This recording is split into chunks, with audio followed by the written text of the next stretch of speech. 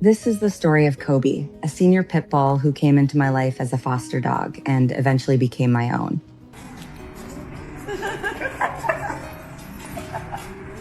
I volunteer for a rescue organization here in Chicago called One Tail at a Time. One day, they posted a picture of a dog named Kobe who was sitting in a city shelter. For a dog like Kobe, things were tough.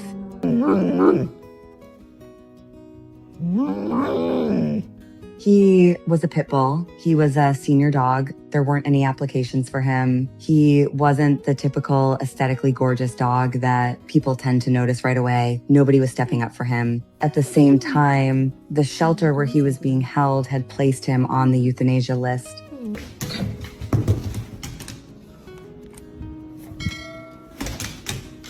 I remember seeing his picture and realizing that if someone didn't help him soon, he might not get another chance.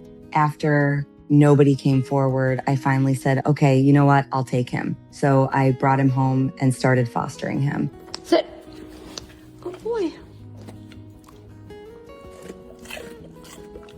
When I first saw him in person, he looked terrible. He had almost no fur. He had lost all of the pigment in his skin. He was about 20 pounds underweight and was clearly very sick. It was obvious that he needed a lot of care. Come on, you can do it. Good boy. Good boy.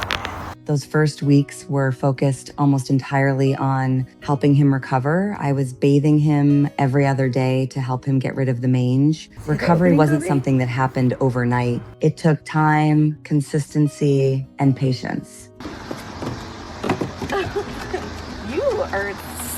You are so graceful. You stay. But through all of that, there was something about Kobe that surprised me. What surprised me most was how easily he trusted me. Considering everything he had been through, it would have been understandable if he had been nervous or uncertain in a new environment. Instead, he seemed to recognize pretty quickly that he was somewhere safe. He was curious about everything around him. He started running around almost immediately and making himself at home. It didn't take long before he seemed comfortable being there. Watching that happen was special because it felt like he wasn't focused on the past. He was simply enjoying where he was in that moment.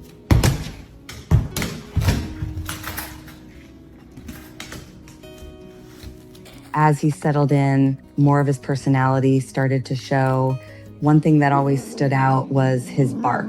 His bark is extremely unique. It doesn't sound like a typical dog's bark. The first time I heard it, it immediately got my attention. Even now, it's one of those things about Kobe that makes him memorable.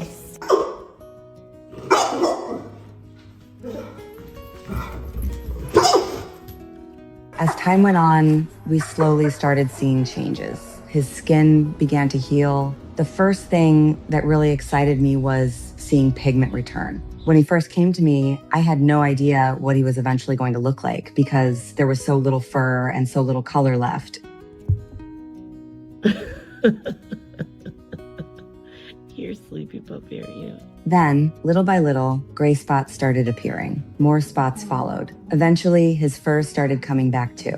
The process was gradual, and sometimes it was almost funny to watch. I often compared it to looking at a seal with hair plugs, but every small change felt like progress. Every new patch of fur was a sign that he was getting healthier. As Kobe recovered, people started noticing him. His coloring ended up being very unusual because he never regained full pigmentation. He has spots all over, and from a distance, he almost looks purple. People are constantly trying to figure out what kind of dog he is. A lot of them assume he's some kind of rare or exotic breed because of the way he looks. I always find that interesting.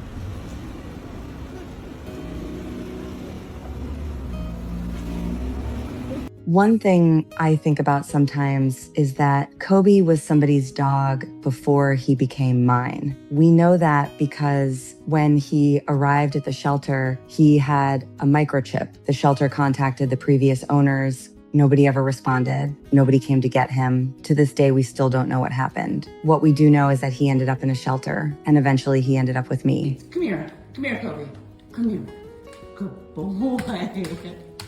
By the time all of this was happening, Kobe was already an older dog. He's 12 years old now. And over the years, one thing I've come to believe very strongly is that senior dogs need us the most. The puppies usually get adopted. The younger dogs usually get attention. Those are often the dogs people are looking for.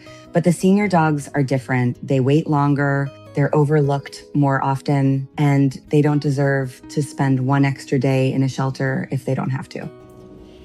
Happy birthday to you. Happy birthday to you. Happy birthday, dear Kobe. Happy birthday to you.